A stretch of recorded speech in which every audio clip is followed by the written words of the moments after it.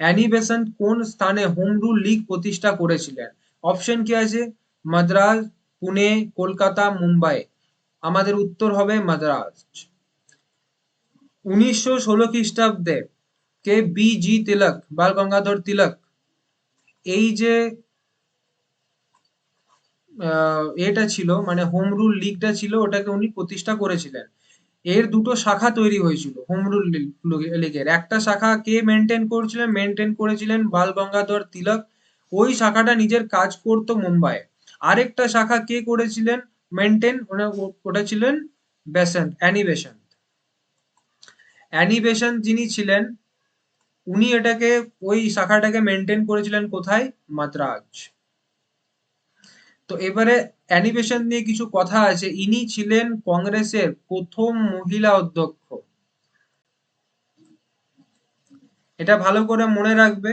এবং যদি বলে যে কংগ্রেসের প্রথম ভারতীয় মহিলা অধ্যক্ষ কে ছিলেন, ভারতীয় মহিলা অধ্যক্ষ যদি কথা বলা হয়, তাহলে এখানে আমাদের অপশন কি আসবে? সরোজিনী নাইডু। সরোজিনী নাইডুকে একটা নাম দিয়ে ডাকা হয়, জানো তোমরা? এনার যে নাম আছে, nightingale of India. Nightingale of India, এই নামে ওনাকে সম্বোধন করা হয়। তো চলো পরের প্রশ্নটা দেখা যাক। আরাবল্লী পর্বতমালার উচ্চতম শৃঙ্গ কোনটা? কি কি অপশন আছে? গুরু শিখর, দোদাবেতা, গোর্গাবুরু, পাঁচমারি। অপশন আমাদের উত্তর হবে গুরু শিখর। এছাড়া বলে রাখি যে আরাবল্লী পর্বত হচ্ছে কি? ক্ষয়জাত পর্বত। আমরা আগে জানতাম এটা ভঙ্গিল পর্বত, কিন্তু এখন এটা ক্ষয়জাত পর্বত। তো দোদাবেত্তা কোথাকার শৃঙ্গ? নীলগিরি। যদি বলি ধূপগড়, ধূপগড় কোথাকার? ধূপগড় হচ্ছে সাতপুরা পর্বতের, যেটা আছে আমাদের কাছে সাতপুরা পর্বত, তার সর্বোচ্চ শৃঙ্গ হচ্ছে ধূপগড়। তো এই যে ব্যাপারগুলো, এইগুলোকে তোমাদেরকে সমস্ত কিছু ক্লিয়ার করতে হবে। টপিক ওয়াইজ ভিডিওতে আমি আসতে পারছি না, কিন্তু হ্যাঁ মাঝে মাঝে চেষ্টা করবো এবার আমি টপিক ওয়াইজ ভিডিও ক্লিয়ার করার। কারণ যতক্ষণ না টপিকের সব জিনিস পড়বে, ততক্ষণ কিন্তু ডাউট ক্লিয়ার হবে না। এবারে এখানে আরাবল্লী পর্বত দিয়েছে মানেই পরবর্তী পরীক্ষা তো আরাবল্লী পর্বত দেবে, তার কোনো মানে হয় না। এই জন্য আমি বারবার বলি যে এমসিকিউ একদম চোখ বন্ধ করে ফলো করবে না। যদি করো তাহলে প্রিটা ক্লিয়ার হয়ে গেলেও কনস্টেবল বা এসআই মেন্সে খুব সমস্যা হবে তোমাদের। তো তা আমাদের কি করতে হবে? সমস্তটা নিয়েই পড়তে হবে। চলো পরের প্রশ্ন দেখা যাক। কানহা ন্যাশনাল পার্ক কোন রাজ্যে অবস্থিত? অপশন কি আছে? মধ্যপ্রদেশ, কর্ণাটক, রাজস্থান, ছত্তিশগড়। কানহা ন্যাশনাল পার্ক হচ্ছে আমাদের মধ্যপ্রদেশে অবস্থিত। এছাড়া কথা বলি মধ্যপ্রদেশ নিয়ে। মধ্যপ্রদেশ হচ্ছে কি? সয়াবিন, ডাল উৎপাদন, দুটোতেই এখন মধ্যপ্রদেশ হচ্ছে নাম্বার ওয়ান। ঠিক আছে। এছাড়া কোথায় কি ন্যাশনাল পার্কে, যেমন রাজস্থানে মানে যেটা আছে রণথম্বোর, রণথম্বোর ন্যাশনাল পার্ক খুব ফেমাস। এছাড়া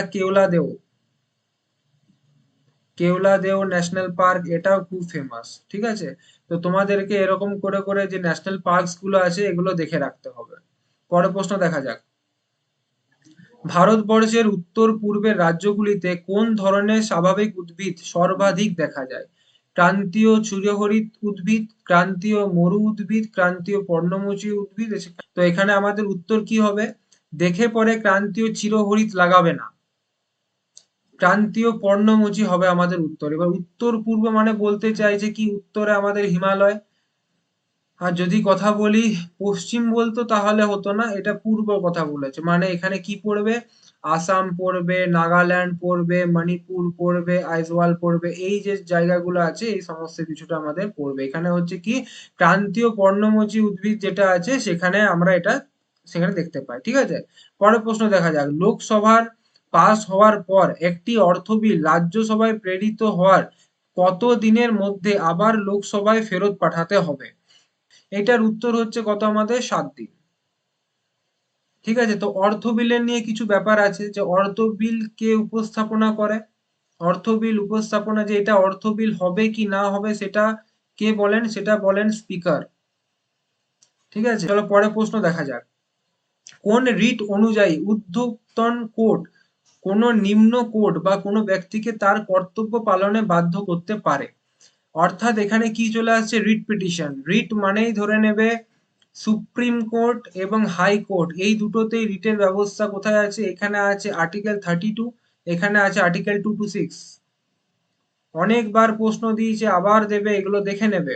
আমাদের কাছে প্রধানত 5টা রিট থাকে, তো তার মধ্যে কি দিয়েছে এখানে অপশনে দেখি? সার্টিউটারি, ম্যান্ডামাস, হেভিয়াস কর্পাস, প্রহিবিশন। আমাদের এখানে উত্তর কি আসবে? ম্যান্ডামাস।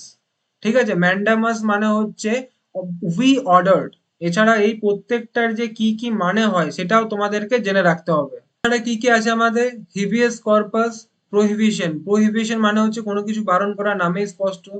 এখানে হেভিয়াস কর্পাস মানে হচ্ছে to have the body, to have the body. পরের প্রশ্ন দেখা যাক। ভারতবর্ষের প্রথম লোক আদালত কোন শহরে বসেছিল? কলকাতা, চেন্নাই, নিউ দিল্লি, মুম্বাই। এটার উত্তর হবে নিউ দিল্লি। পরের প্রশ্ন দেখা যাক। নিচের কোনটির ক্ষেত্রে তরল অবস্থা থেকে কঠিনে পরিণত হলে পদার্থটির আয়তন বেড়ে যায় না? বরফ, অ্যান্টিমনি, অ্যালুমিনিয়াম, আর এখানে আই থিঙ্ক বোরন ছিল। যাই হোক, তো এখানে আমাদের উত্তর হবে অ্যালুমিনিয়াম। তো সায়েন্সে এই ছোট ছোট প্রশ্নগুলো ভালো করে দেখে নেবে, এখান থেকে বারবার প্রশ্ন আসে। হার্টস কিসের একক? শক্তি, ঘনত্ব, তরঙ্গদৈর্ঘ্য, কম্পাঙ্ক। হার্টস হচ্ছে কম্পাঙ্কের, মানে কতটা কম্পাঙ্কর তীব্রতা সেইটা মাপতে গেলে আমরা হার্টস ইউজ করি। এছাড়া কি তরঙ্গদৈর্ঘ্য জানো তোমরা? অ্যামস্ট্রং। তো পরেরটা দেখা যাক। হাতের সাহায্যে কোনো বস্তু তোলার সময় হাত কোন শ্রেণীর লিভার রূপে কাজ করে? এখানে হাত আমাদের কাজ করে তৃতীয় শ্রেণীর লিভার হিসাবে। তৃতীয় শ্রেণীর লিভার হচ্ছে মাছ ধরার ছিপ, মাছ ধরার যে ছিপ আছে সেটা। এছাড়া আমাদের হাত আছে, এছাড়া চিমটে আছে। এই যে কিছু কিছু জিনিস আছে, এগুলো হচ্ছে তৃতীয় শ্রেণীর লিভার। এর নিয়ম হচ্ছে, এর যে কার্যক্ষমতা সেটা হচ্ছে কি একের থেকে সবসময় কম থাকে। ঠিক আছে, তো এই জিনিসটাকে ভালো করে দেখে নেবে। তো চলো পরের প্রশ্ন দেখা যাক। নিচের কোন বৈজ্ঞানিক কোয়ান্টাম তত্ত্বের সাহায্যে পরমাণুর গঠন ব্যাখ্যা করেন? এখানে কি কি আছে? Albert Einstein, Oppenheimer, Nils bore, Rutherford. এখানে আমাদের উত্তর কি আসবে? এখানে আমাদের উত্তর হবে নিলস বোর। আলবার্ট আইনস্টাইন মানে হচ্ছে থিওরি অফ রিলেটিভিটি। কে দিয়েছিলেন? Albert Einstein. E equals to M C square, এখানে এমটা স্মল হবে। তো এই যে ফর্মুলাটা আছে, ওই ফর্মুলাটা কে দিয়েছিলেন? Albert Einstein. পরের প্রশ্ন কি আছে? যে কফি চাষের জন্য নিম্নলিখিত কোন মৃত্তিকাটি সর্বোৎকৃষ্ট? অপশন আছে কৃষ্ণ মৃত্তিকা, পলি মৃত্তিকা, লাল মৃত্তিকা, ল্যাটেরাইট মৃত্তিকা। অনেকে তোমরা কৃষ্ণ মৃত্তিকা করে আসবে পরীক্ষাতে, আমিও করে এসেছিলাম, কিন্তু এটা উত্তর হবে না। উত্তর হবে এখানে ল্যাটেরাইট মৃত্তিকা। Very very important question. Coffee একটি আহ, গ্রীষ্মকালীয় উদ্ভিদ। কফি গাছের জন্য যথেষ্ট তাপ, আর্দ্রতা ও প্রচুর পরিমাণে বৃষ্টিপাত প্রয়োজন। আর ল্যাটেরাইট মৃত্তিকার যে গুণ, সেই গুণ হচ্ছে প্রচন্ড উর্বর মৃত্তিকা, জল ধারণ ক্ষমতা মোটামুটি বা বলতে পারি মাঝামাঝি। অ্যাকচুয়ালি ল্যাটেরাইট মৃত্তিকা এমনি চাষাবাদের জন্য খুব একটা প্রিয় নয়। কফি হচ্ছে অর্থকারী ফসল, চা এবং কফি দুটোই কিন্তু ল্যাটেরাইট মৃত্তিকাতে ভালো চাষ করা যায়। পরের প্রশ্ন দেখা যাক। দারিংবাড়ি পর্যটন স্থলটি কোন রাজ্যে অবস্থিত? দারিংবাড়ি পর্যটন স্থলটি ওড়িশা রাজ্যে অবস্থিত। ঝাড়খণ্ড, মধ্যপ্রদেশ, অন্ধ্রপ্রদেশ, উড়িষ্যা অপশন ছিল, কিন্তু দারিংবাড়ি জায়গাটা ফেমাস একটা জায়গা উড়িষ্যার। তো এখানে আমরা অপশন দারিংবাড়ি লিখবো। পরের প্রশ্ন দেখা যাক। নালিক ক্ষয় কোন প্রকৃতির শক্তির দ্বারা সংঘটিত ক্ষয়কার্যের উদাহরণ?